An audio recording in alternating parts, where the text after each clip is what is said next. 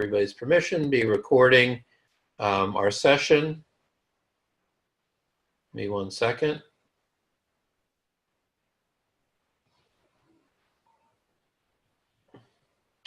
We are now recording. This is our webinar series 2018. The title is Calming the Storm, Mussar Practices for the Heart and Soul in Troubling Times. Today is April 29th, 2018. Tonight's presenter is Chaim Safren, who will be presenting on the art of internalizing through Mussar chanting. As I said, please use the question and answer box for your questions and answers throughout. I see Marcia says that she only sees me, but not Chaim. Hopefully you don't see me live, just a picture of me. And once I stop sharing my screen, you should be able to see Chaim. So as I said, we are recording. If you are wanting to watch a recording of this session again, you will receive a link. Those who are signed up but are not on live will also receive a link. It also will be posted on our homepage on our website, mussarinstitute.org, and will also be on our YouTube channel, as are all of our webinars. So you can go back and watch them. We have a few more questions here. Alan's saying hello to everybody. Good. So hopefully you'll see Chaim in just a moment. So with that, I'm going to turn this over to Chaim. Let me introduce him. Many of you know Rabbi Chaim Safren from practice retreats, from the Kala, from other courses. He's one of our beloved teachers, and he's the head of the Calgary Community Kollel in Canada, in Calgary. He grew up in Buffalo, where he says he was able to prepare for winters in Canada. I'm not sure which is worse, but maybe he can let us know.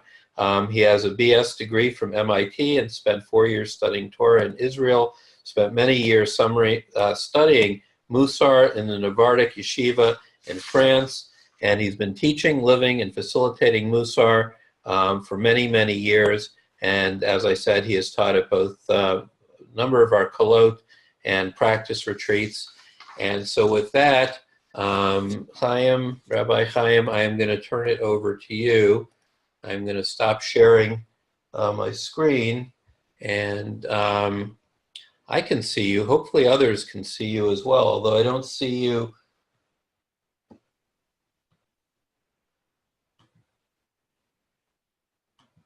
I don't see you on my other screen on my computer. If somebody can let us know if they see Chaim or not. Jeffrey Amer, you can see him.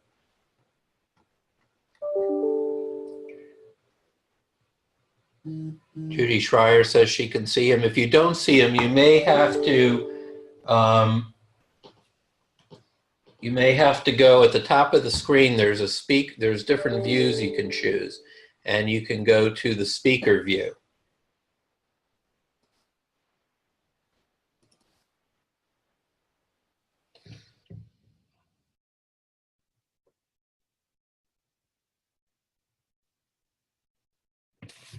Hopefully people see him. Are there people who still don't see him? I can see him. So as I said, at the top of your screen, above the picture of me, there should be a place which allows you to select speaker view or thumbnail view. Please select speaker view. Laura in LA can see him. Pam Weiss, hi Pam, can see him.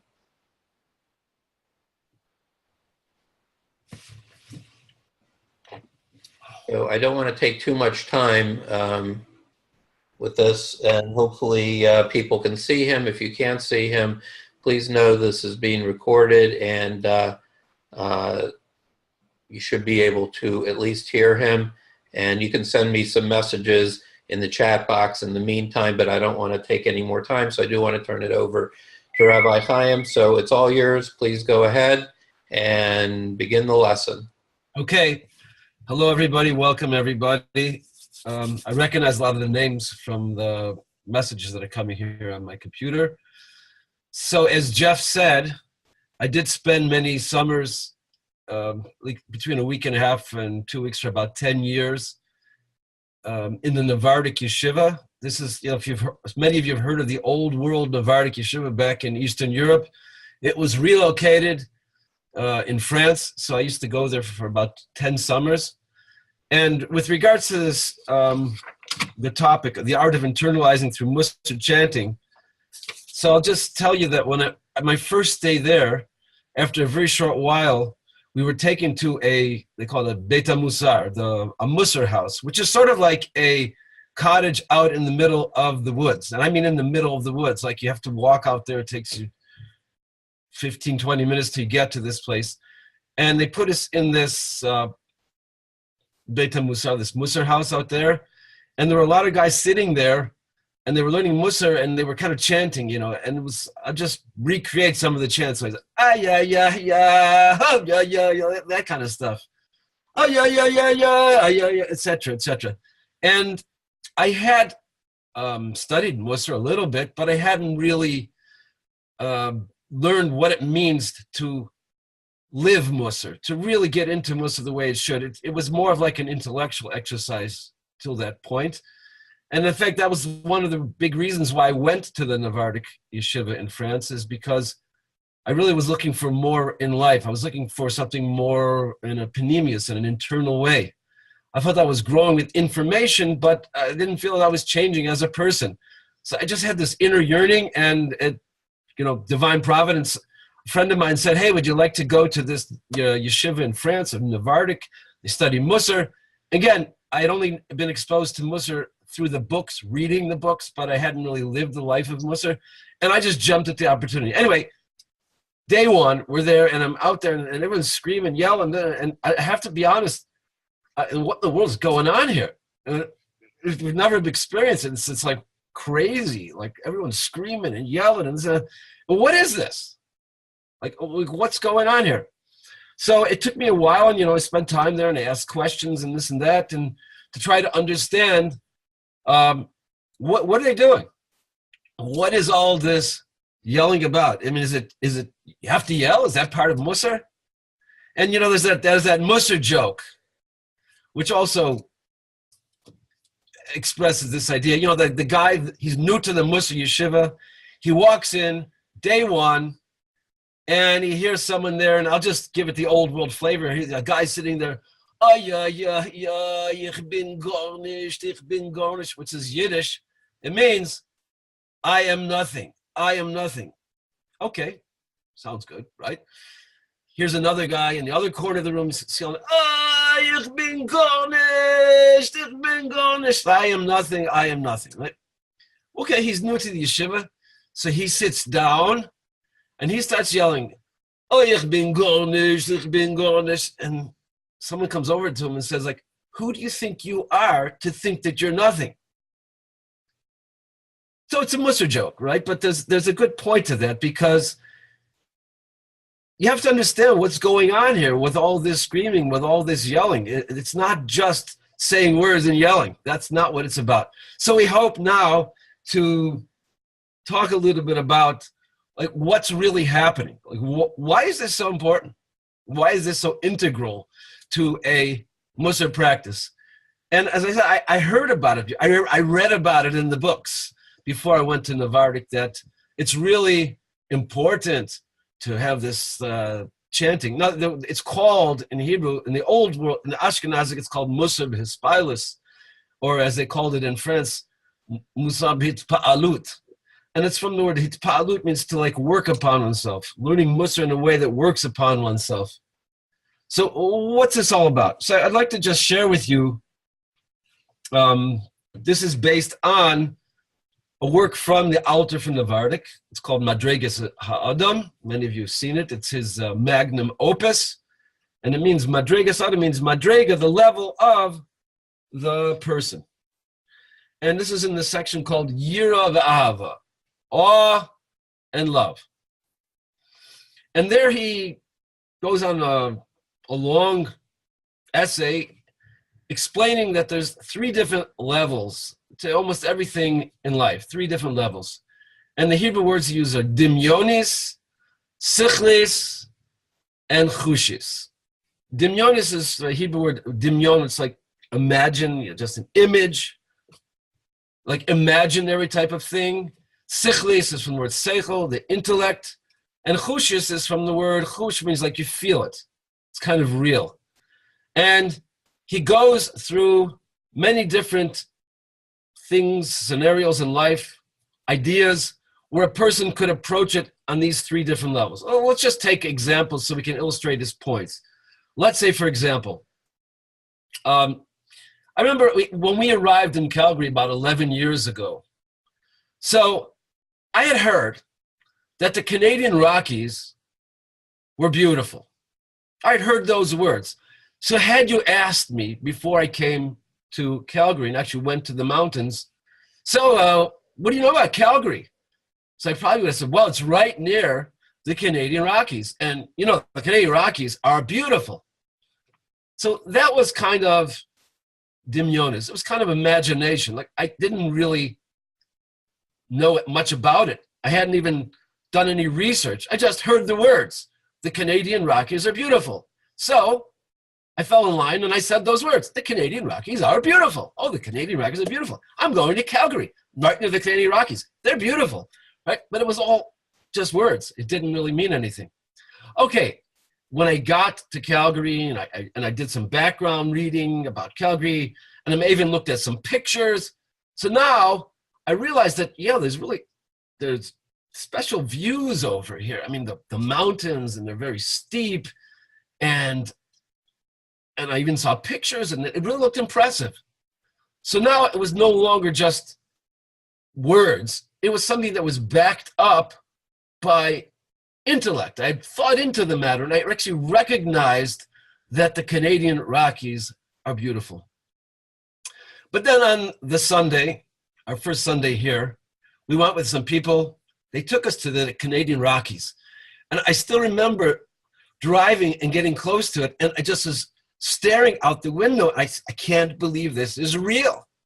Yeah, I remember when we had little kids, we used to take them to like the Walmart or something like that, and they'd get these, you could get a picture for $1, and you can, and they pull this screen down, and in the background it had this picture of whatever it was, some kind of mountains, probably the Alps.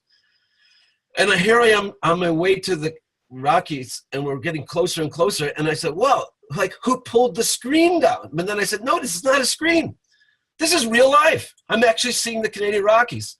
And then we got there, and I'm walking up them, and I'm like, wow, awesome, beyond anything I could ever imagine. That's chushis. That's feeling it. It's real.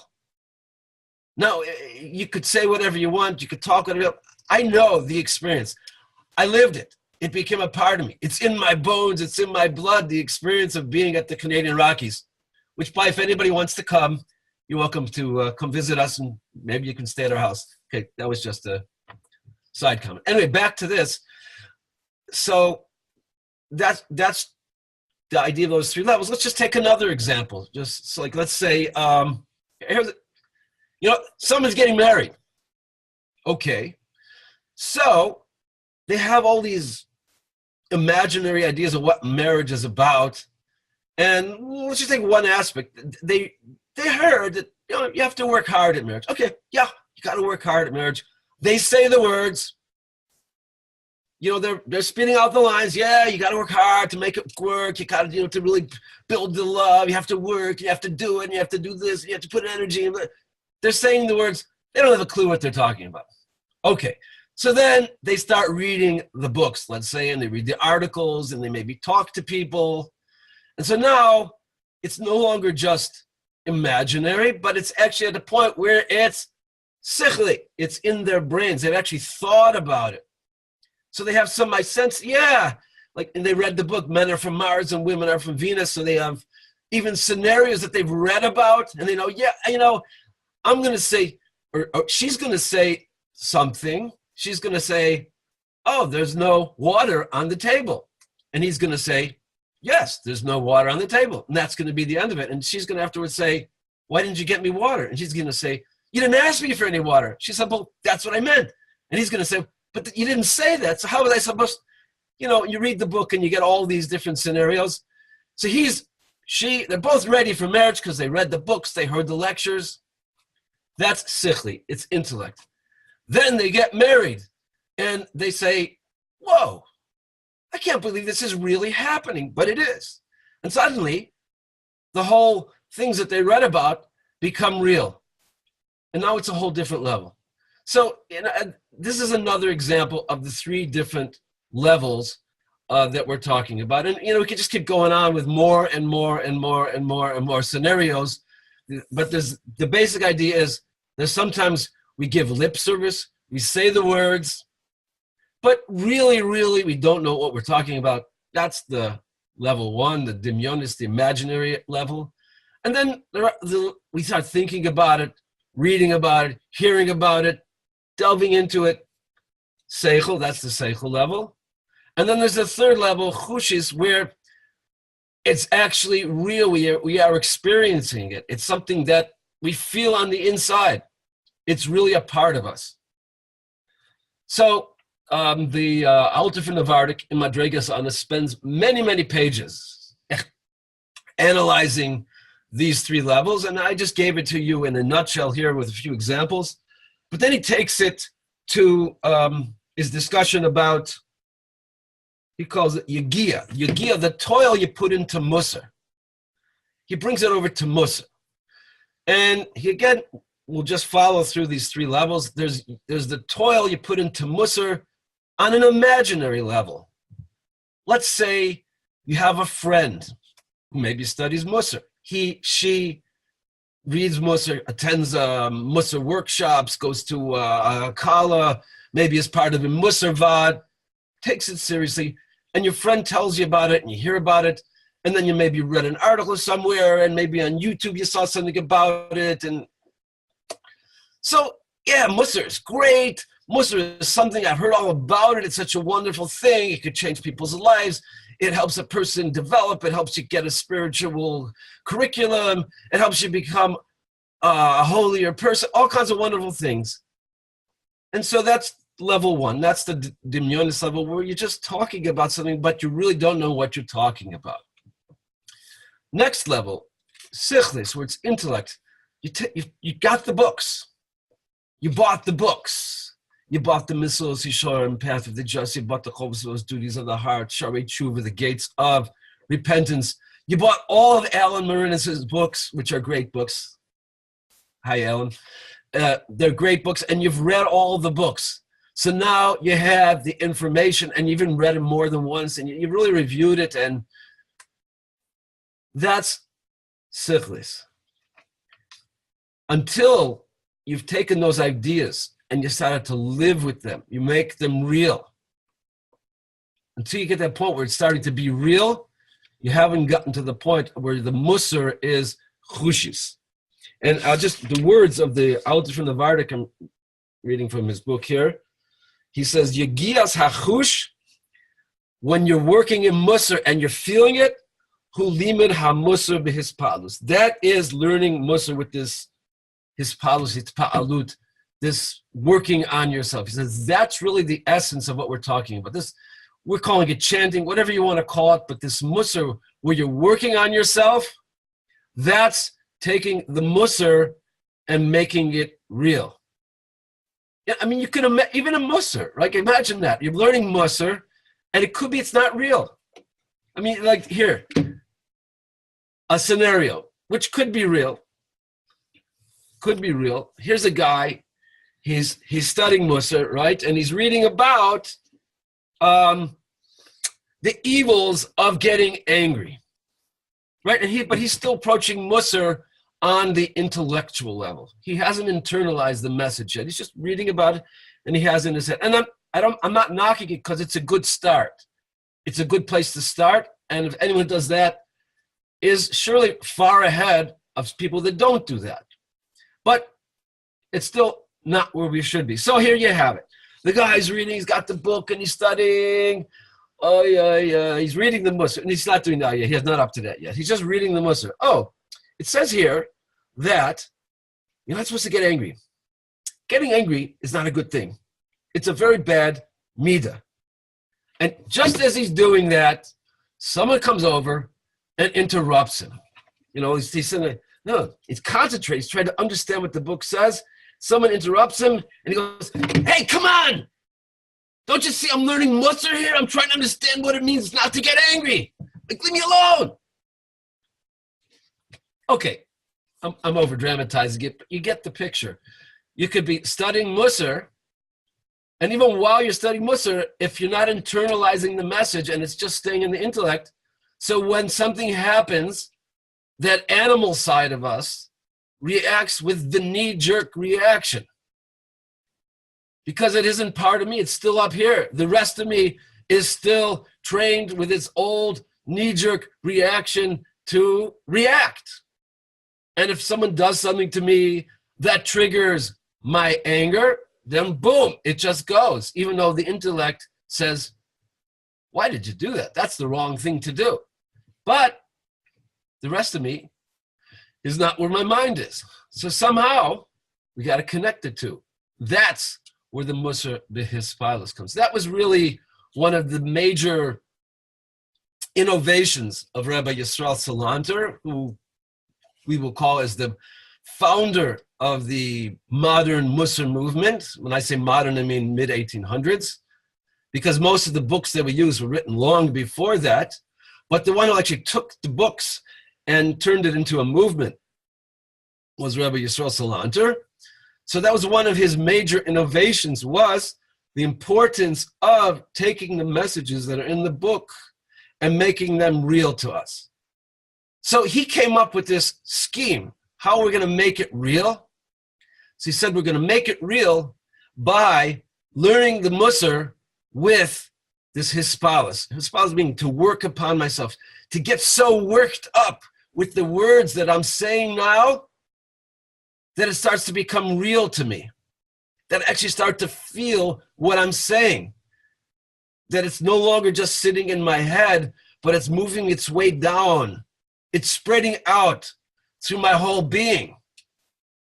And now, my fingers, my toes, my knees, every part of me is starting to feel it.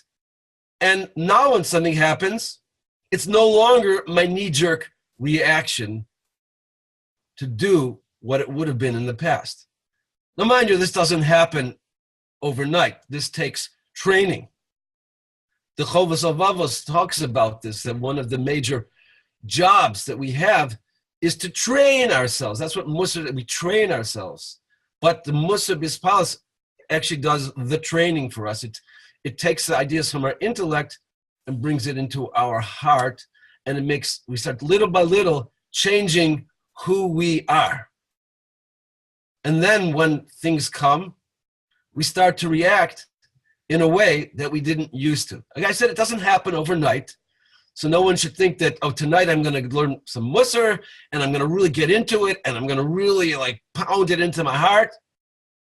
And then all of a sudden tomorrow, lo and behold, something comes up and I don't react the way I should. I'm still reacting with the old type of reaction. So I always say that it takes time. I always compare it to exercise. You can be inspired to do exercise, but you can't just day one do 30 push-ups if you're used to doing 0 push-ups. You have to start with 1.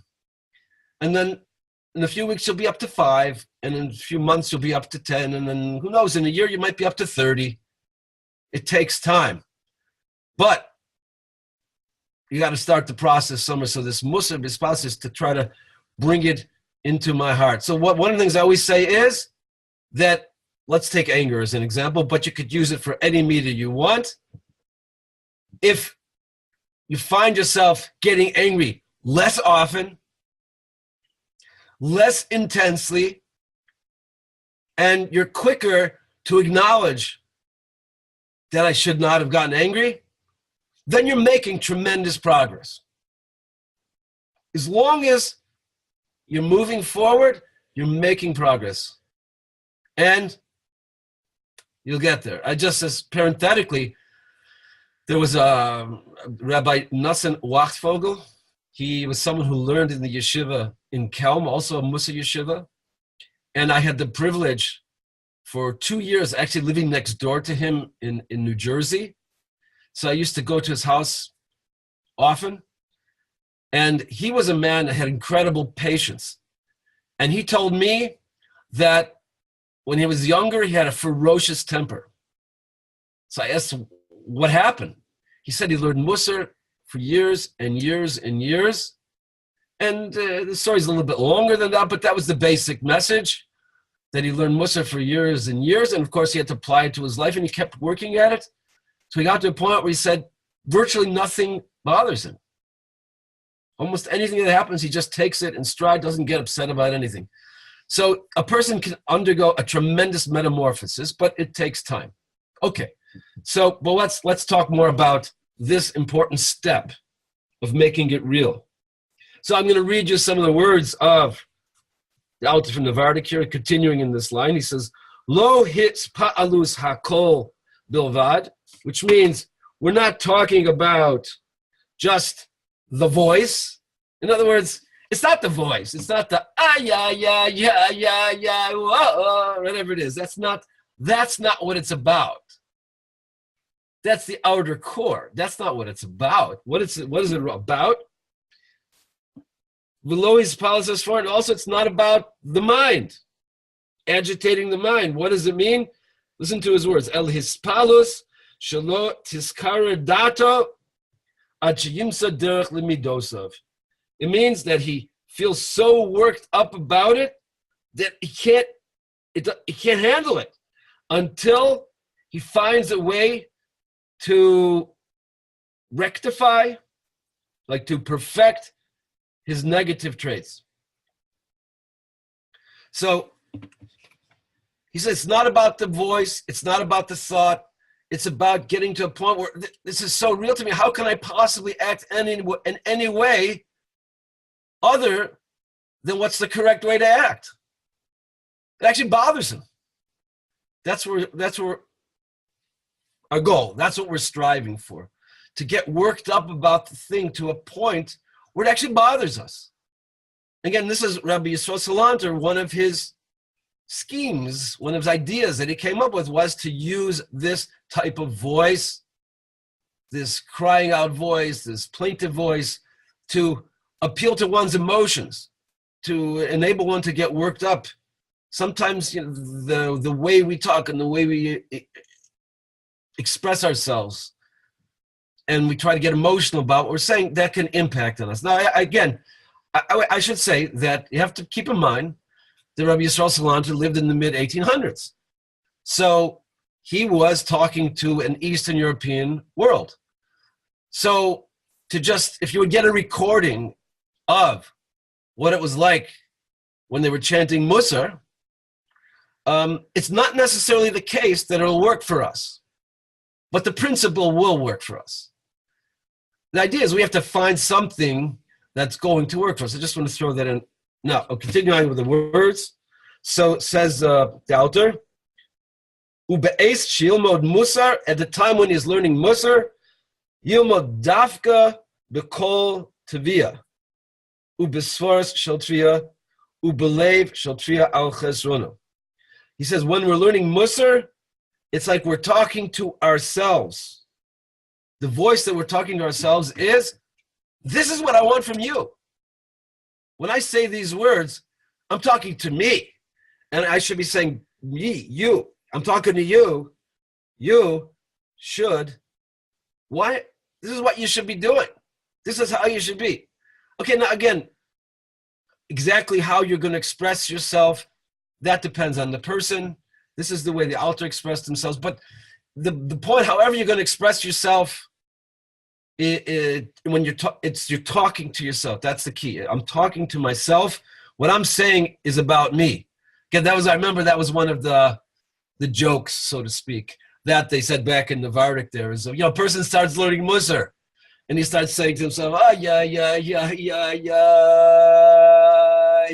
It's, you can't get angry like he does. Yeah. You can't speak bad about people. like she does. That's easy to learn Mussar like that because I'm just finding out what's wrong with everybody else. Though that's not what we want to do. And in general, even when we study Mussar from an intellectual point of view, that is something we want to stay far away from.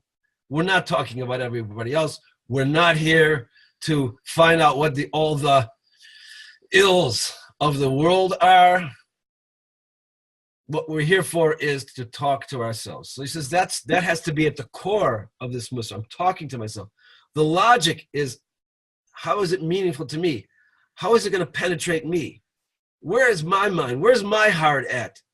How do I react to these things? We're penetrating deeper and deeper. Ubelev shel trial chesron, a person in his heart. Like, what is it that is going on inside of me? And what can I do to enable myself to progress? And he says, he talks very strong words. He says, lo yizkar dato ad sheyimtzeh derech chesronosav l'shuv l'kisar. To a point where it's just, this is uncompromisable. I have to find a way to get to point B. I can't stay where I am right now. I have to get there. And it bothers me. I want to get there. It's really important to me. This is a goal that I wanted. I mean, we all have these things in our lives. There's certain things. Imagine for yourself what it is you want to accomplish.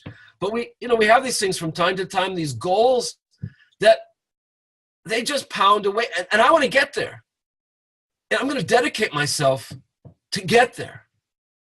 It says the Mussar we learn has to become so internalized, so personalized, so real and so important and meaningful that I got to get there.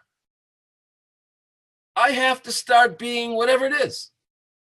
I don't want to sound too negative. Like the old Mussar used to be they'd attack themselves kind of thing. And I've seen it. And nowadays that doesn't work so well for people. Some people don't like to be attacked. People like meaning more positive, upbeat, constructive messages, which is fine. But again, however it is, it has to be something that I really want to get that goal. Like the Olympic athletes, I mean, they're driven. They are so driven. They're working so hard because they want to be able to run this fast, to swim this fast, to jump this high, and it just absorbs them. So the ultimate in the Mussar practice is to get to a point, whatever it is that you want to work on. I want to be so patient. I just want to be so patient. Yeah, I can't wait to be so patient. No, but I want to be so patient that I have this incredible passion, this yearning to be patient. And when I'm not, that bothers me. No, I can't be like this. I want to be patient. I want to be considerate to people. I want to really pay attention to what people are saying. And if I'm talking to someone and afterwards I say, oh, I was daydreaming. No, that bothers me. I don't want to do that. That person is important to me. Next time I speak to that person, I want to be able to pay attention to what they are saying. So Rabbi Salanter said, we can accomplish all this. We can bring ourselves to these levels. Again, step by step, it won't happen overnight. But the way to do it is to learn Mussar in a way that will make it real, that will internalize it, that will penetrate to our inner core and not stay something that's just floating in our brains. So let's try to make it real. I mean, if you read the email, some of the questions we wanted to, why is chanting an essential part of a Mussar practice? So I think we more or less answered that, because a Mussar practice, this is not just, something extra credit. This is something that's really going to bring it to a new level. It's going to take the Mussar ideas and make it a part of me. It's absolutely essential. And that is the goal of it. And then how will chanting improve one's quality of life? Well, I think we answered that as well. It will make it that these things that I aspire to, that I hold are important, that I cherish and value, and I really yearn to be able to live a life like that. Of course, it's the whole quality of life. But let's deal with the fourth point, practical methods of chanting. practical methods of chanting. So you can take the classical way of, with just the ay, ay, ay, ay, ay, ay, ay, ay, ay. And as I told you when I first came there, it seemed like, wow, this is like, well, at first it seemed a little bit weird, I have to tell you. But I mean, oh, in fact, they even did it in the middle of their prayers. In the Amidah, the silent prayer, you're all standing there and you're just talking to God in the silent prayer. And they would start chanting in the middle of that. And I remember my very first time I'm standing there, we get up to the, the Amidah, and I close my eyes, I'm starting to pray, and right, and all of a sudden I hear, oh yeah, yeah, yeah, yeah, oh, whoa, whoa, whoa, all over the room, and I'm like, whoa, like, whoa, I couldn't pray after that. But I have to tell you, the next time I heard it, I was ready for it, and it kind of grew on me. And I don't do it today because if you don't do it where everyone else is doing it, it doesn't work. Imagine I'm in the middle of shul today. I come on Shabbat. I come to shul. The whole place is quiet. Everyone's saying the Amidah, and I go, ay, ay, ay, ay. It's okay that they throw me out of shul. I can't do that. But I will admit that sometimes under my breath, I go, ay, ay, ay, ay, ay, ay, ay, ay, ay, ay. And what I would liken it to, I don't know a lot about meditation, but I did avail myself a few times when there were workshops on meditation to take them. And I have some very good friends who are very much into meditation. So I have learned a little bit about it, and I've tried it myself here and there. And one of the big things in meditation is the breath. You just close your eyes and you focus on the breath. And I can appreciate that, and not just intellectually. I can appreciate it having done it and realizing that it helps to center a person. So sometimes the chanting itself can center you. Okay, right now I'm just tossing out ideas. I'll say before I toss out more ideas, really what you have to find is something that works for you. But again, the core, the key, the essence of this is you have to find something that's going to take it from something intellectual, that's going to make it real to me, important to me, something that I yearn for. So I'll tell you something that I do. Well, first of all, I do the chanting, not regularly. I don't always chant with that kind of chanting voice, but I do learn, I would call it Mussar b'Ispalas. I do learn Mussar. I have a certain amount of time every day where I dedicate to this type of Mussar learning, not just intellectual learning, but trying to make it real. And one of the things that I do, which is works for me, again, I'm just giving you a suggestion. If it works for you, then great, is I actually have conversations with myself. Like there's a certain point that I'm focusing on, and I have a conversation. And I'll say, okay, so what does that mean you should do? And I said, well, I would guess if this and this would happen, I should probably react to it. Yeah, so why didn't you react it? Well, because I'll tell you why I didn't react away, because, and I have a whole dialogue. Right? Like I'm picking myself apart and trying to figure out where it came from, this and that. And okay, let's try a rehearsal now. Okay, imagine this and this happens. So now I'm going through a dress rehearsal. I guess they called it visualization. I'm going through a dress rehearsal. I'm imagining it's happening to me. And as the event is unfolding, I'm trying to feel what I might be feeling and say, well, how should you be feeling? And I try to arouse that feeling. And sometimes, I must admit, sometimes it actually helps in that when the situation arises, something similar to, something that's akin to what I was practicing arises, I've already been there. So it's not just some intellectual thought, it's something that I've already experienced. I've been there, and it's real to me. So that's something that works. So again, just maybe people out there meditate. I'm not a regular meditator, but I've done a little bit. Maybe that's something else that could bring this point home. Maybe if you focus on the idea, just go over it again and again and again and again. Something like that could work. Maybe judging from some of the chanting that I have heard, people take tunes, not necessarily the old world Eastern European tunes, but people take tunes that maybe register with them, and you could put a Mussar message to that tune, and you could sing that tune. And because we all know that very often someone could be singing a song and the words of the song somehow penetrate.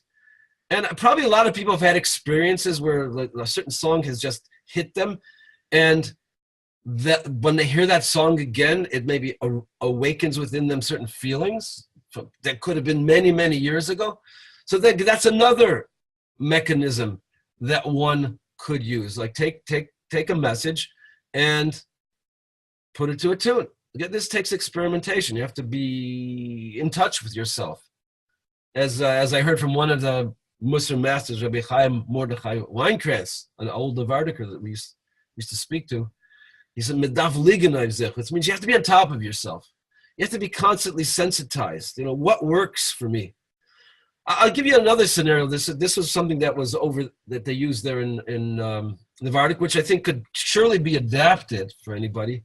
Is, I mean, well, because you could have the question, well, what should I focus on? I mean, sometimes you could open up a Mussar thing and you're reading it, and I don't know, it's not really grabbing me. So one of the things they would do is they would take a piece of Mussar, however long it might be, and they would read through it. And usually, when they would read through a relatively long, not long, but of some length Mussar piece, they would go through it and they would think about what they're saying, and something would grab them. Like, you never know what will grab you. There's certain things that maybe for what you're experiencing right now, this is the right line for me, or maybe there's certain things just because of who I am, what my personality is, what my challenges in life are, certain things will resonate. So they would read through it, and when they'd find that line that would resonate for them, then they would sit on that line. And what they would do sometimes is they would sit on that line, read it through slowly, and think about it. And try to figure out, okay, what's going on? What is this saying? And then we start, okay, what is it saying to me? And then they'd build themselves up and build themselves up. I still remember the scene of one powerful Mussar learner. And he started off and he was just reading, I think it was Mesilas Yesharim as far as I can recall. He's reading Mesilas Yesharim and he's reading it in a calm voice. And I must admit, I was also supposed to be doing this, but I was kind of observing everybody else. I wasn't really doing it myself. I wanted to see what they're doing because I wanted to learn from what was going on. I was watching this guy, and he's reading it, and it's kind of like he's picking up momentum. And then he finally hits the line. Okay, this is the line. Okay, he's got it. And he starts reading this line. And he's thinking about it. And then pretty soon he's revving the engines, get boom, boom, until he is belting it out. And he's going over and over again, he's just belting it out. Okay, if you can do that, whoa, fantastic, that would be great. And again, I suggest don't do it when there's other people around. But I have had these experiences when nobody else was around and I tried it. And if you can get into it, it's awesome. You know, I mean, and you can even really, if you really want to get into it, you can get physically into it. You can start banging and jumping and go back and forth and again, I'm just doing this as an illustration, okay? But I will admit there have been times when I was all by myself and I don't think anybody was around, and I really got into the line that I was saying that was resonating for me, and I actually started to I had to jump up and get excited about it. And you walk out of there, you feel a little bit, just a drop, but you feel a little bit changed, a little bit cleansed. Okay, so these are I just shared with you a bunch of suggestions. Again, you can experiment. Whatever works, works. There's no rules here. The rule is you have to make it real. It has to become a part of you. That's the rule. However that will happen, it's up to you. So let's just review some basic points here. The chanting, it's not so much the chanting, it's not the singing of the song, that's not the essence. The essence is, as we saw from the Alter Navardic, there's 3 levels: imaginary, intellect, and real, where you're feeling it. We have to make our Mussar, that when we study our Mussar, it becomes real. At least for a few minutes a day, we should try to get to that. We can study Mussar plenty, that's also important. Like, let me just say parenthetically, Rabbi Yisrael Salanter does say you have to study Mussar intellectually because you have to have the knowledge of Mussar. That's also important. We're not talking about that now. Knowledge of Mussar is very important. But anyway, back to this. So at least for a few minutes a day where it's not just knowledge of Mussar, but you're making it chushis, you're making it real.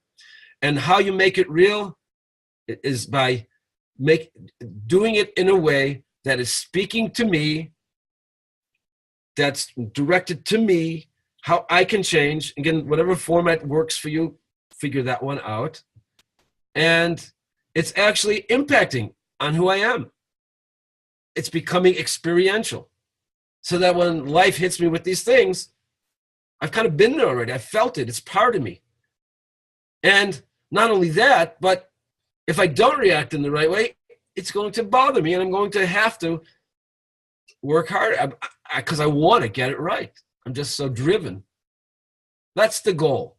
That's the goal of the chanting, or chanting, not necessarily chanting, whatever works, but we'll call it chanting. However, whatever format you want that to take, that's the goal of it, to make it real and to bring it home.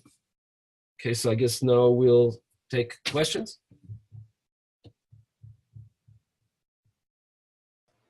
Okay, well, thank you, Reb Chaim, for an interesting and exciting and sometimes humorous, always humorous with you, which I greatly appreciate. So we have some time left, and I don't know, do you want to try and lead something for the group, or would that be appropriate to, I don't know if people would feel comfortable doing that?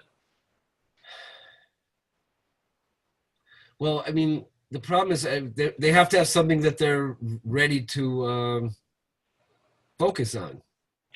Well, let's take some questions first. So we have the question and answer box. And if people want to pose some questions there, that's the best way to do it. Rather than using the chat, just put them in the Q&A, and we will see them as they come up.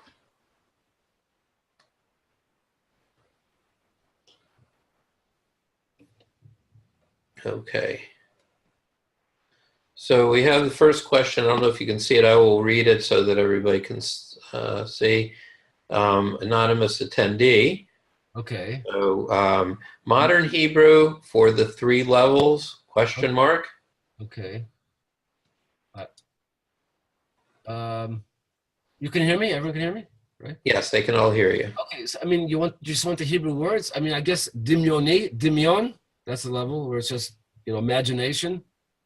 And sichli, sechel, where the idea is in the mind. And then chushi, muchashi, maybe that's what they say in modern Hebrew. Davar muchashi, it's like something tangible that I feel. Okay, great. So other questions. What if we have a fear? This is from Ham, who asks, what if we have a fear that we do not want to change because we are not familiar with who we will become?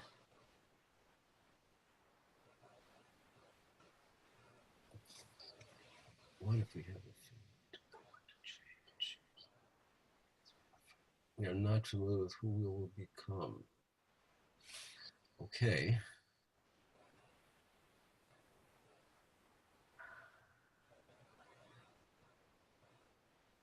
So,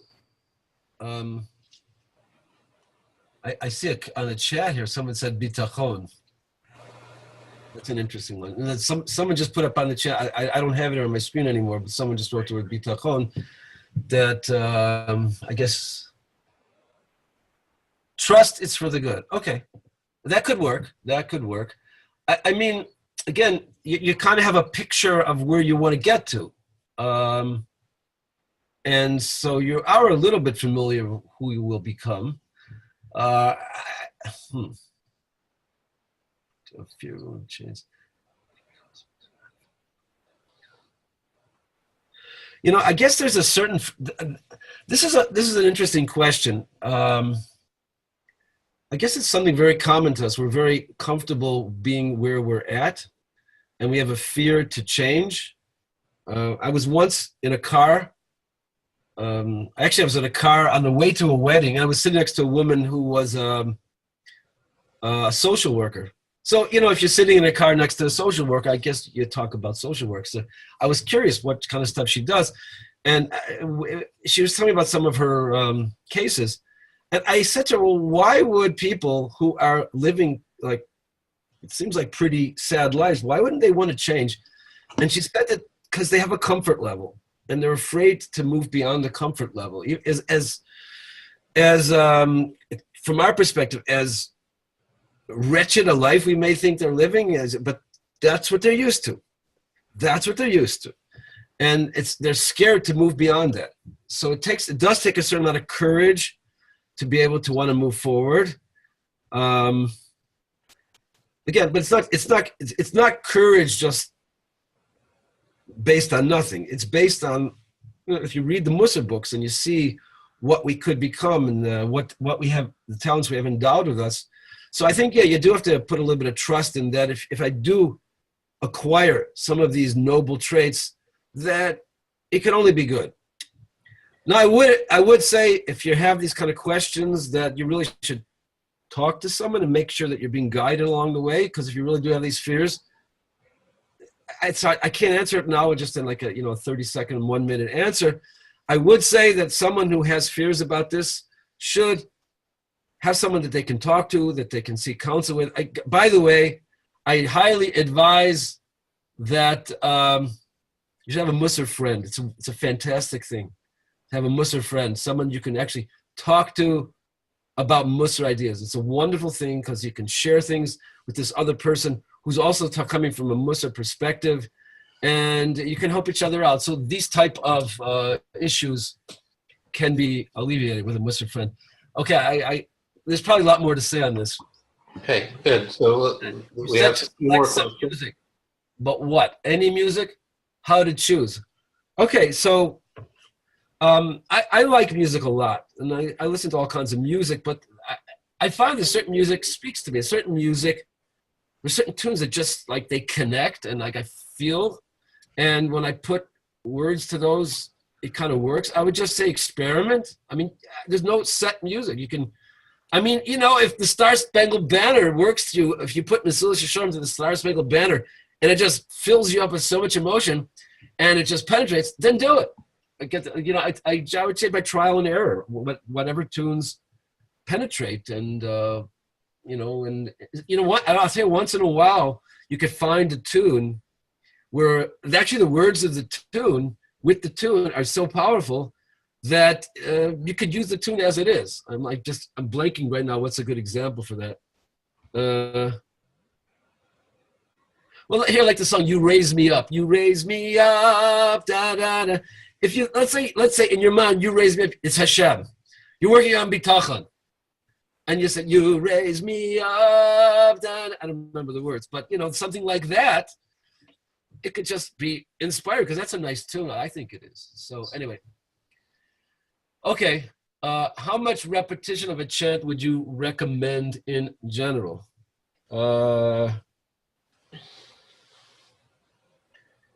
Again, I would start off slowly, like maybe start off with a few minutes and see how it goes, and until you get used to the idea, and then I would, you can work your way up. Again, it depends how much time you have during the day. If you could do 10 minutes a day, that would be great. I think if you could do 10 minutes a day, if you could do more, then it's even better. But again, you got to be honest with yourself how much time you have and how much you can handle. Because we don't want to overdo things, because if you overdo things, then you may never want to do it again. Like, oh man, like I learned Mussar. I learned Mussar with a chant for 3 hours. Like, oh man, it's like coming out of my stomach. I can't take this anymore. So you give up Mussar for the next 16 years. We don't want that to happen. But I think 10 minutes is like a fair amount. That's in my experience. But again, that's my experience. Like, you can talk to others and see what they say. But I think it should be part of a regular Mussar practice. But start slowly with, you can start a minute, 2 minutes, 3 minutes, and work your way up. How do you get the picture of where you want to get to? So that's where I think the Mussar, studying Mussar for information comes into play. You read Mussar, and from the Mussar you read, by reading more and more Mussar, you get a picture of what kind of traits are noble, admirable traits that you would like to have. You see people that you admire, and you see those traits, and so you get a picture like, oh boy, I wish I could be like, look how she reacted in that situation, look how calm she stayed in that, and that you say, yeah, I would like to be there. And so but you have to be, your eyes should be open all the time to look for these things. So I see that we are now at 9 p.m. Eastern. Okay. Which is the end of our time. Oh, there's another question. Why don't you see one more question? Why don't we take that as our... Okay, I'll do these two. I'll do these two fast. Okay, there's two questions. Can we stop it with these two? Let's say that. Yes, that'll be it. Scientists have found that music of different tempos elicit different types of responses, energizing versus calming, for example. Have you found in your experience or at the yeshiva in France that the chanting tends to happen at a certain tempo, or that certain tempos cause greater effect? The answer is yes. At the yeshiva in France, they were mostly with the kind of like the slow, plaintive, yeah. That was with the yeshiva in France. But again, I'm not at the yeshiva in France anymore. I'm living in Calgary, so I don't necessarily have that background around me. A lot depends on the mood. A lot depends on what I'm trying to acquire. Sometimes it could be like really upbeat music. Again, I have no set rule on this. I agree with you that there were certain times I'll try to use certain tunes and I'll go, it's just not working. That's not the right tune for this moment. And I'll try another tune and I'll keep experimenting. And some days it doesn't work as well as others. But again, that's my experience. That I don't have any set tune. The next one is, when you chant, are you putting yourself down? I am nothing. Or building yourself up. I don't put myself down, no, because I don't think that's a healthy way to be. I am just talking to the way I look at it. If a guy who's running a business, he wants to make money. If there's an idea to make more money, so he doesn't say, "Oh, you're so stupid. Why didn't you advertise in this newspaper?" He says, "Oh, you should advertise in this newspaper because you get more business." He doesn't look at it as putting him down. Every suggestion that he says is, oh, this is another way to move forward. He doesn't focus on, oh, why did you do this in the past? It's more focus on, oh, I have to stop doing this because I want to be like this. This is where I want to be, and this is where I could be. And it's filled with a lot of confidence that I can get there. I'm going to demand it of myself, but there's a feeling that goes along with that. I can get there. Not putting myself there. I can get there, and you got to keep pushing yourself till you get there, and eventually you get closer. And when I don't get there, I say, okay, get back up again, try again. I don't get so, focused so much on, oh, you blew it again. I stay away from that kind of stuff. Okay? Great. So before you sign off, Rev Chaim, I want to thank you for a wonderful presentation this evening. If people really want to experience chanting, certainly coming to a Kala or a practice retreat is one way to do it. I know if you have any further questions for Reb Chaim, you can email him. I will be sending out a recording of this webinar to everybody who signed up, those on and those who couldn't make it tonight. As I said, it will be on YouTube and on our webpage. I would like to thank Elizabeth Eastman, who helped out greatly in setting up these webinars for us and the whole series. So we started with this was I believe is our fourth one. We have one more left. I'd just like to mention a few things. I noticed that there are some people whose names I don't recognize on here. You may or may not be on our email list, but if you'd like to sign up for our email list, go to our home page. You can certainly do that there. Also, we are now offering Taste of Mussar, which is our introductory course. We're offering that both as a self-study and for groups. So be on the lookout for more information about groups for doing Taste of Mussar if you're new to Mussar. Also, starting May 1st, in just a few days, we will be bringing out a new Mida a Month program where you are able to sign up for materials every month. You can sign up for 1 and up to 12 midot, which come out on the 1st of every month. So you can sign up and pay for as few or as many as you would like to. You can choose the midot that you want and the order that you want to receive them in. So that is something new for us. So be on the lookout for that May 1st. I also want to mention, if you like to plan at the last minute and you're not doing anything next weekend, and would like to attend the practice retreat in St. Louis, registration is closed, but we could still let you in if you're interested. You can email me, jeff@mussarinstitute.org. It's going to be a wonderful event with Alan, with Avi Ferdig and Cindy Levy and others in St. Louis. So if you like to plan at the last minute, you can get away. That would be a wonderful way to spend the beginning of next week.